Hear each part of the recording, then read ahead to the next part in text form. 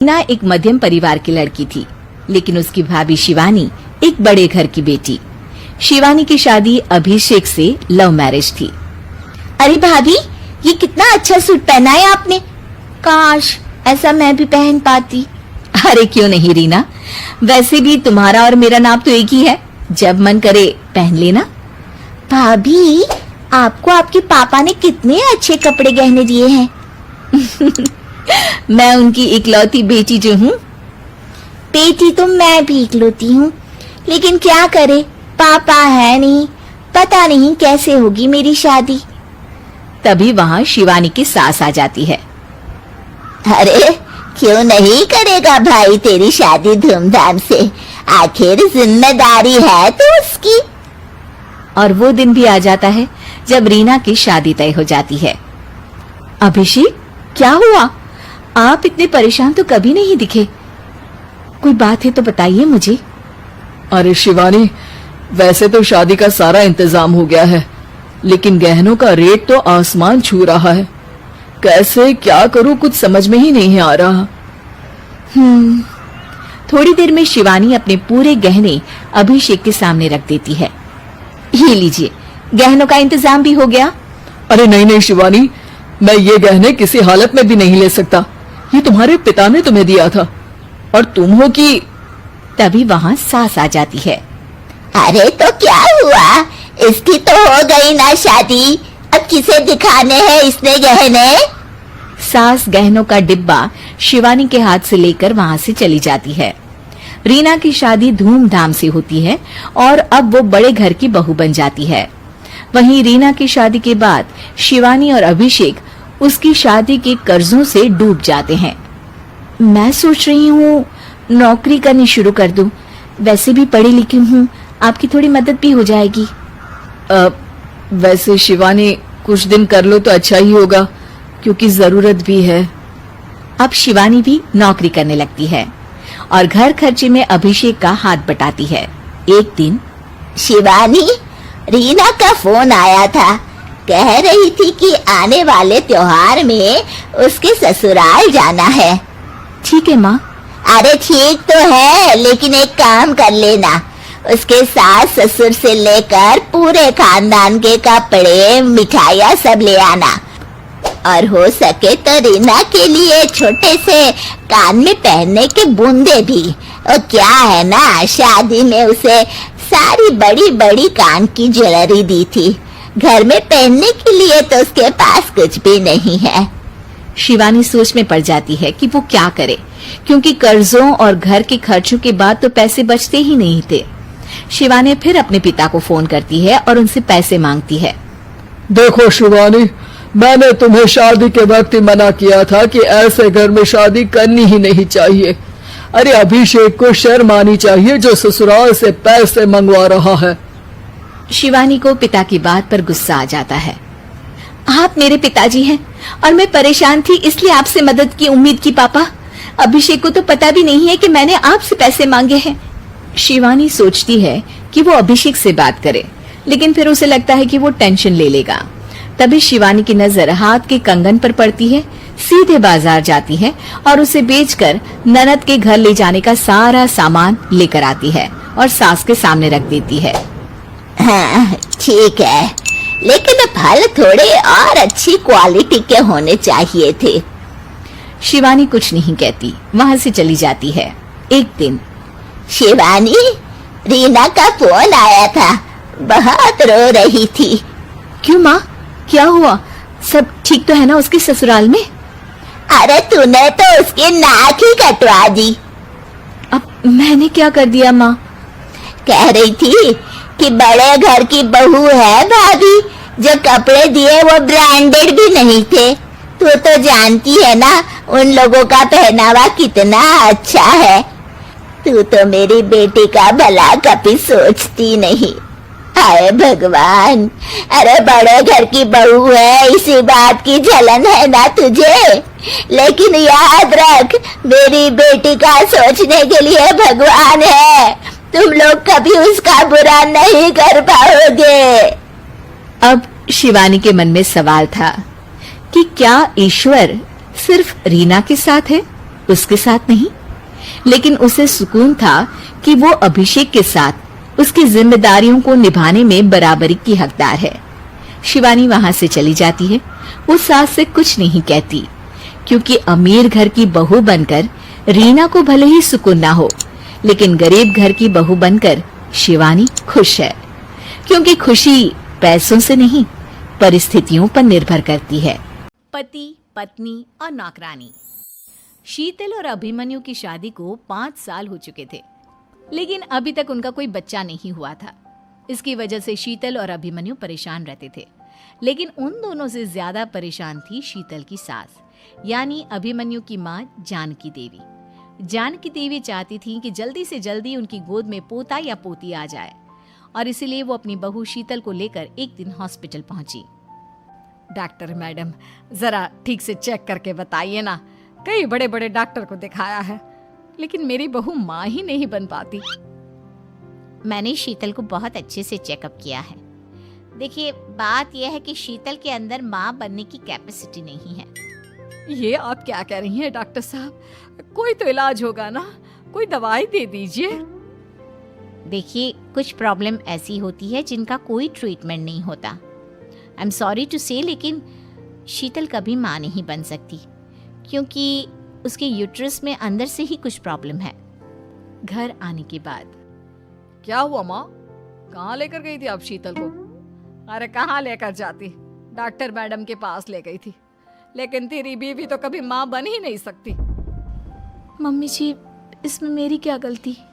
अगर अंदर से कोई प्रॉब्लम है तो उसमें मैं भी कुछ नहीं कर सकती। जानती हूँ, ये बात डॉक्टर के मुंह से सुन चुकी हूँ। अब दोबारा मेरे सामने इस बात का गाना मत गा। अरे माँ, परेशान होने की जरूरत नहीं है, हम सोचते हैं ना कुछ। अरे क्या सोचेगा तू? जब डॉक्टर कह चुका है कि तेरी बीवी माँ नहीं बन सकती, तो बता क्या सोचेगा तू? कहाँ से लाएगा बच्चा? माँ, ये तो मैं भी नहीं जानता। अभिमन्यु, क्यों ना हम अनाथ आश्रम से एक बच्चा गोद ले आए? क्या फर्क पड़ता है बच्चा हमारा हो या गोद लिया हुआ? हाय, बड़ी बातें बनाने वाली। क्या फर्क पड़ता है? अरे क्यों फर्क नहीं पड़ता? मुझे इस वंश को आगे बढ़ाने के लिए मेरे बेटे का खून चाहिए, किसी दूसरे का नहीं। लेकिन माँ, आप जानती हैं कि ये अब पॉसिबल नहीं है। मैं कुछ नहीं जानती। मैं किसी पराये की औलाद को इस घर में अपना पोता या पोती बन के बढ़ता हुआ नहीं देख सकती। मेरा वंश मेरे बेटे के खून से ही आगे बढ़ेगा। लेकिन मम्मी जी, ऐसा कैसे हो पाएगा? आप अच्छी तरह जानती है ना, मेरा और अभिमन्यु का बच्चा नहीं हो सकता। तो मैं अपने बेटे की दूसरी शादी करवाऊंगी, और अपनी दूसरी बीवी से ये मुझे बच्चा पैदा करके देगा। ये आप क्या कह रही हैं माँ? मैं किसी और से शादी नहीं करने वाला। मेरे रहते हुए आप अभिमन्यु की शादी किसी और से करवाएंगी? मम्मी जी, आप ऐसा कैसे कर सकती हैं? तू बस देखती जा बहू, मैं ऐसा कैसे कर सकती हूँ। कुछ दिनों के बाद, अभिमन्यु, मैंने तेरे लिए लड़की ढूंढ ली है। माँ, मैं आपको कितनी बार समझाऊं, मुझे किसी से शादी नहीं करनी है। पहले मेरी बात सुन। ये जो चमेली है ना, हमारे घर में काम करने आती है, वो तुझसे शादी करने के लिए तैयार है। मम्मी जी, आप अभिमन्यु की शादी एक नौकरानी के साथ करवाएंगी? वो इसलिए क्योंकि चमेली दिखने में बहुत खूबसूरत है, बच्चा भी सुंदर ही होगा। मम्मी जी, लेकिन एक बच्चे के लिए अपने बेटे की शादी नौकरानी के साथ करवाना, क्या ये सही है?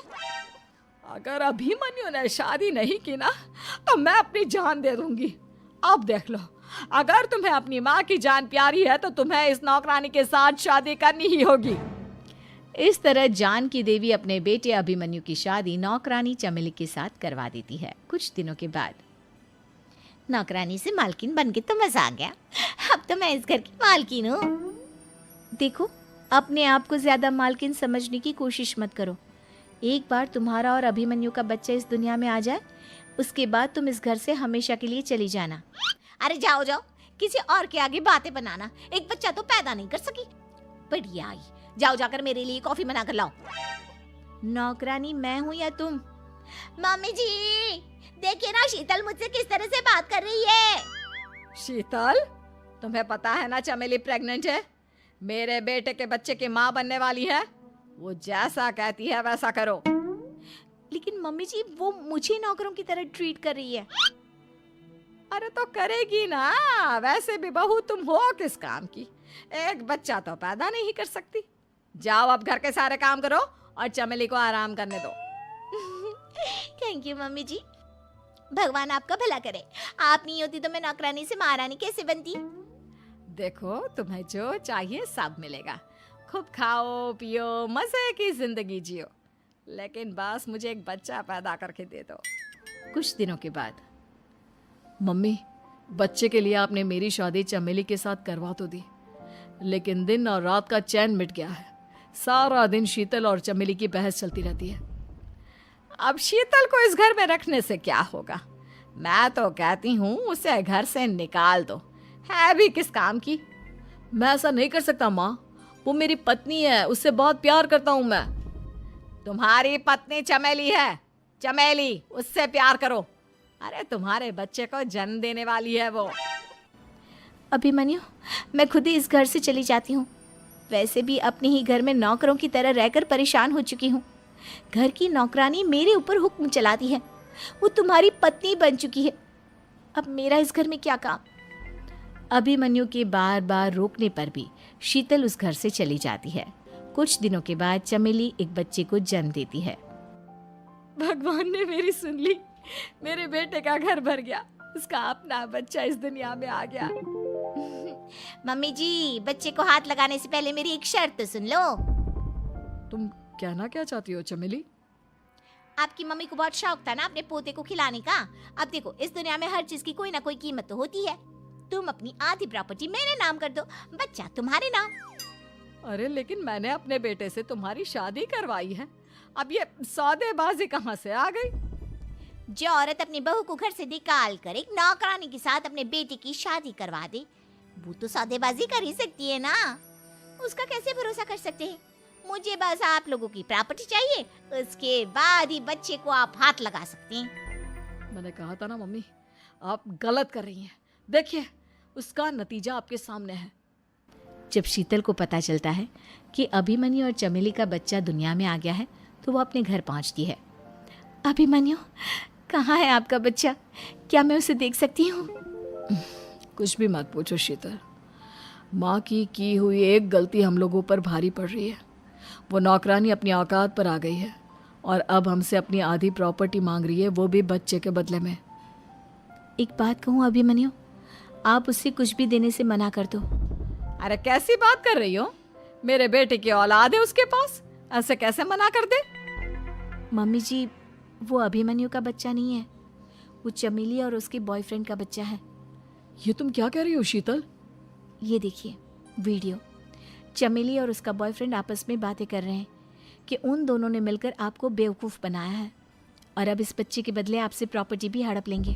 हे भगवान, ये मुझसे क्या हो गया, ना तो बच्चा मिला और अपने बेटे की नौकरानी के साथ शादी करवा दी सो अलग। अब क्या होगा।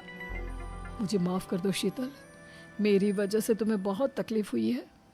अभिमन्यु, मैंने कहा ना, उस नौकरानी को उसके बच्चे सहित इस घर से बाहर निकाल दो।